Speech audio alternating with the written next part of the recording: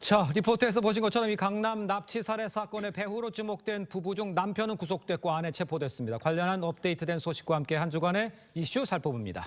네, 최병국 시사평론가 계속해서 함께 하시고요. 승재현 형사법무정책연구원 이 선임연구위원 새로 모셨습니다. 안녕하세요. 네, 안녕하세요. 네. 자, 지금 6명을 검거했고 저 피해자랑 이 배우 관계 어떤 관계인지 좀 간략하게 간략하게 말씀드리면 원래는 이 경우가 최고 윗선인 줄 알았는데 이 경우 위에 이 황 씨 부부가 존재를 했는 거예요. 그래서 이 사람들이 사실 그 A 씨와 이렇게 여러 가지 코인과 관련된 소송을 많이 진행을 했고 이 A 씨가 이제 흔히 말해서 그 코인을 가지고 있는 바람에 약간 좀 전문 용어인데 MM이라 그래서 마켓에서 이렇게 그 거래를 하면서 장난칠 수 있는 수법이 있는데 시세 조정이 있는데 그 코인을 줘야 이 시세 조정이 되는데 시세 조정이 안 되다 보니까 동아일보에 있는 그 녹취록에 동아일보에서 밝힌 녹취록에 따르면 이게 이런 시세 조정이 안 돼서 문제가 발생한다. 내가 그 피해자 A를 뭐 좀 이렇게 죽여버리겠다. 그 워딩 그대로 그냥 말씀드리겠습니다. 그런 이야기가 나왔기 때문에 그 윗선이 지금 황 씨와 유 씨가 아니냐 이렇게 경찰은 파악하고 있는 겁니다. 그런데 유 씨 측에선 범행 일체를 부인하고 있거든요. 근데 말씀하신 그 가상화폐에 대한 시세 조종 혐의 이게 밝혀질 수 있을까요? 뭐 이게 사실 지금 이 집단을 보면 굉장히 이렇게 치밀하게 어떤 준비를 했는 듯한데 또 한편으로 보면 굉장히 이렇게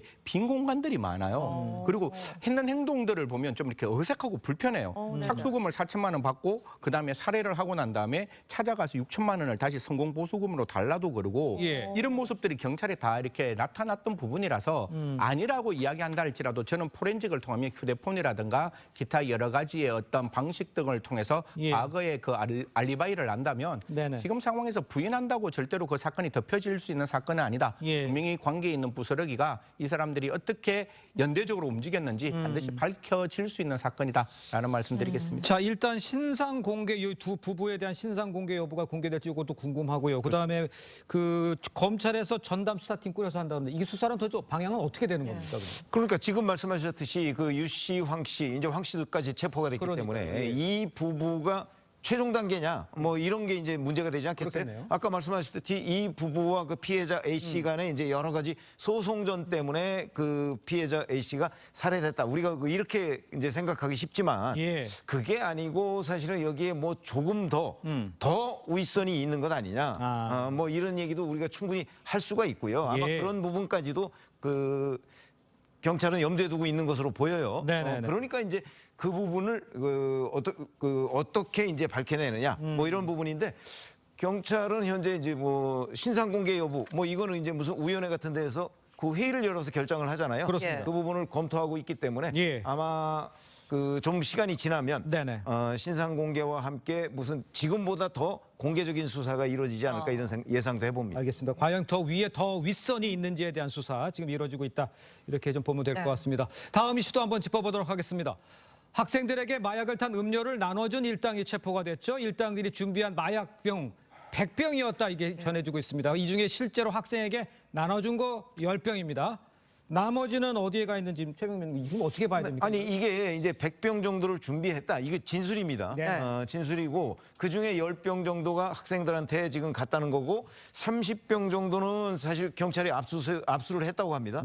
그러면 나머지가 60병 정도 있잖아요. 그러니까요. 근데 이 관련자들은 지금 60병은 자기네들이 자체 폐기했다고 주장을 하고 있거든요. 그런데 이게 확인을 해야 될 거 아니에요. 정말 자체 폐기한 게 맞는 건지. 왜냐하면 지금 그 거기 현장에서 학생들에게 이걸 나눠주다가 체포가 된 거잖아요. 그렇습니다. 이렇기 때문에 자체 폐기했다는 것 자체를 믿기가 쉽지가 않아요. 그러니까 이것도 결국은 이 60병을 자체 폐기했다는 걸 언제 어디서 어떻게 했는지를 다 증거물로 확보를 하기 전에는 이 말을 다 믿을 수는 없으니까 수사 진척을 좀 봐야 되겠다 이런 겁니다. 말씀하신 것처럼 자체 폐기도 그렇고 100병만 만든 게 맞는지 좀 확인이 필요할 것 같고요. 그런데 현재까지 알려진 피해자는 학생과 학부모를 포함해서 7명으로 파악이 됐습니다.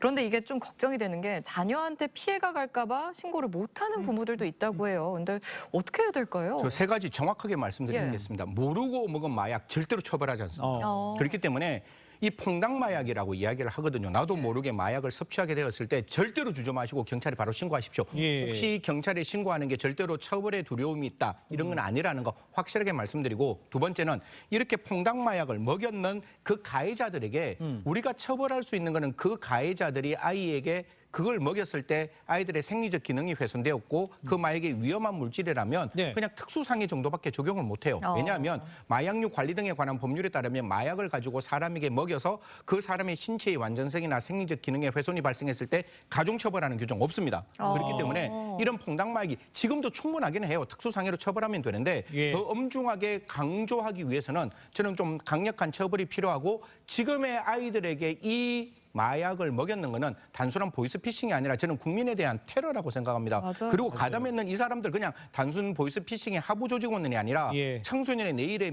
미래를 지울 수 있는 상황에서 아이들에게 마약을 먹였는 거잖아요. 네. 지금 예. 100병이 돌았다는데 원주를 통해서 돌았다는데 이게 예. 가루 분말로 돌았는지 진짜 그 100병이 액체 상태로 그대로 우리나라로 수입됐는지 어떠한 형태로 택배가 돌았는지 모르기 때문에 예. 과연 이들이 어디에서 이런 걸 구매할 수 있는 광고가 어디로부터 왔는지 네. 이거 반드시 이들로부터 자백받아서 그 사이트부터 먼저 예. 차단하는 게 필요하다는 자, 말씀 근데 드리겠습니다. 문제는 지금 테러라고까지 지적을 해주셨는데 이 문제가 학생들은 이제 협박 전화까지 했다는 거 아니에요? 네. 야, 이건 더 심각한 문제. 그러니까 이것도 저는 좀 경찰이 모든 걸 오픈시켰으면 좋겠어요. 예. 이게 어떤 그 우리나라 말을 하는데 사투리를 쓰고 있기 때문에 중국의 어떤 그 사람들의 배후 조직이 아니냐 그러는데 예. 제가 보이스피싱 조직 같은 걸 또 보면 나이지리아의 보이스피싱 그냥 특정 나라를 그냥 얘기를 하는 겁니다. 그 조직 안에 우리나라 말 쓰는 사람이 들어가서 협박을 할 수도 있는 거예요. 그러니까 예. 이 조직은 이 국제 테러 조직은 어디에 있는지를 모르니까 모든 걸 오픈시킨 상태에서 인천의 기주국이 나왔다고 하는데 그것도 제가 알기로는 가로채기 수법으로 그 인천 기주국을 만들었다라고 보는 거거든요. 예. 이 범인들이 뛴다면 경찰은 날아가서 이들의 범죄를 일망소탕해야 된다라는 예. 말씀드리겠습니다. 알겠습니다. 네, 다음 이슈도 좀 짚어보겠습니다. 예. 학교 폭력 피해자 얘긴데 학교 폭력 피해자 유족을 대리하던 이 권경애 변호사 맞아요. 2심 재판에 나오지 않아서 8년간 이어졌던 재판을 패소하게 만들었습니다. 어떻게 지금 이런 일이 있었는지 좀 황당해요. 저 앵커 네. 만약에 오늘 토요일마다 방송하잖아요. 네네. 3주 안 나올 수 있나요? 없죠. 미리 알려야지. 아 그러니까요. 이게 아니 학폭이면 그 아이의 미래를 책임지는 변호사이잖아요. 그러니까요. 그러면 그 부분에 대해서는 진짜 목숨 걸고 그 재판에서 최선을 다하는 게 맞죠. 그게 변호사가 가지고 있는 윤리고 우리가 법학전문대학원에서 법조 윤리 가르치는 이유가 뭐겠습니까? 제대로 변호사로서 역할을 하라고 가르치는 건데 이런 형태로 패소 판결을 받게끔 만들 수 있도록 출석하지 아니하였다. 예. 이게 뭐 시기의 문제, 그다음에 그 관련된 익스큐즈 변명의 문제가 아니라 네. 이거는 입이 10개라도 그냥 할 말 없는 네, 그런 네. 사건이라는 말씀 드리겠습니다. 그러니까 한 번은 그럴 수가 있겠는데 보니까 지금 출석을 못한 이유가 몸이 아파서 날짜를 잘못 적어서 네. 야 이렇게 해서 3번씩 이걸 어떻게 이해해야 돼요? 항소심에서만 그렇고요. 네. 사실은 1심에서도 그런 적이 있다는 거 아니에요? 불출석이. 그런 거 보면은 처음부터 다른 의도가 있는 것 아니냐는 의심을 피하기가 쉽지가 않을 것 같은 생각이 들어요. 예. 그래서 그 도대체 무슨 생각으로 권경애 변호사가 저런 일을 벌였을까에 대해서 이해할 수 있는 변호사들은 없는 것으로 보이고 대한변협에서 이제 조사를 하고 뭐 징계를 한다고는 하지만 예. 과연 그 징계의 수위가 우리가 예상하는 뭐 저런 사람은 정말 변호사를 해서는 안 된다라는 수준까지 도달할 것인지 이런 것도 궁금해지는 대목인데 네. 오늘 대한변협 대변인이 얘기를 한 걸 보면 네네. 뭐 정직 이하 그러니까 뭐 퇴출이나 뭐 이런 게 아닐 수도 있다 또 이렇게 얘기를 하더라고요. 예. 그런 손방망이 징계가 없기를 바랍니다. 예. 네, 유족은 굉장히 좀 속상할 것 같은데 네. 유족에게 9천만 원 각서 썼다는 보도도 있었습니다. 그렇습니다. 그런데 이 9천만 원이라는 금액 이것도 유족과 상의도 안 하고 좀 변호사 임의로 좀 정한 거라는 얘기도 있어요. 이게 뭐 좀 그 당사자한테는 좀 죄송스러운 예. 마음인데 그냥 할 말은 할게요. 이게 양파 껍질 벗기듯이 계속 그냥 화만 돋구는 그런 예, 이야기가 예. 나오고 있는데 그러니까요.